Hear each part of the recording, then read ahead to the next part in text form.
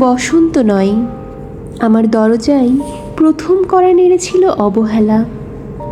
ভেবেছিলাম অনেকগুলো বর্ষা শেষে শরতের উষ্ণতা মিশে এলো বুঝি বসন্ত। দরজা খুলে দেখি আমাকে ভালোবেসে এসেছে অবহেলা। মধ্য দুপুরের তীর্যক রোদের মতো অনেকটা নির্লজ্জভাবে আমাকে আলিঙ্গন করে নিয়েছিল অনাকাঙ্ক্ষিত অবহেলা। আমি চারপাশে তাকিয়ে দেখেছিলাম আমার দীনদশায় কারো করুণা বা আর্তি পেখম ছড়িয়ে আছে কিনা। ছিল না।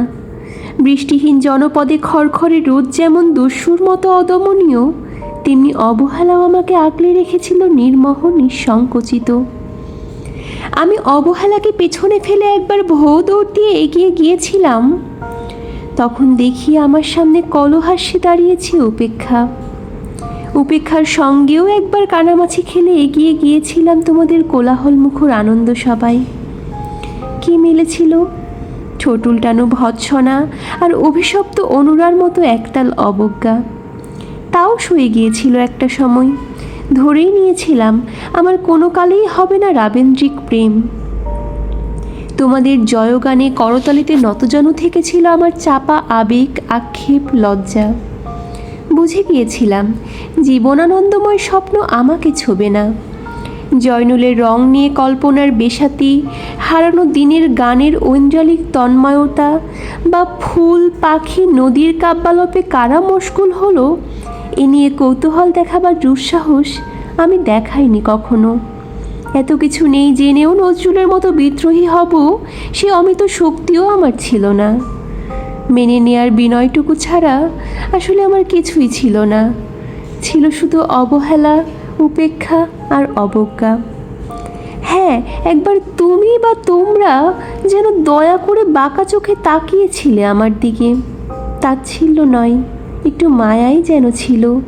হতে পারে কাপা আবেগও মিশ্রিত ছিল তোমার দৃষ্টিতে।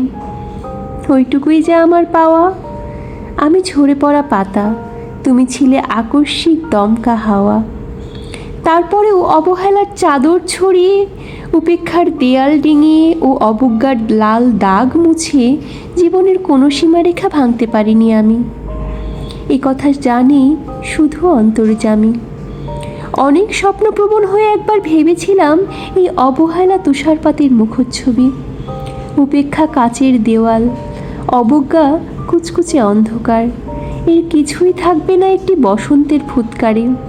একটি ঝলমলে পোশাক গায়ে চড়িয়ে হাতের মুঠোয় বসন্ত নিয়ে অন্তত একটি সন্ধ্যাকে উজ্জ্বল করে নেব, এমন ভাবাবেগও ছিল আকাশের কার্নিশে লেপ্টে থাকা পেঁজা মেঘের মতো। ওই মেঘ কখনো বৃষ্টি হয়ে নামেনি। তোমার বা তোমাদের নাগরিক কোলাহল কখনো থামেনি।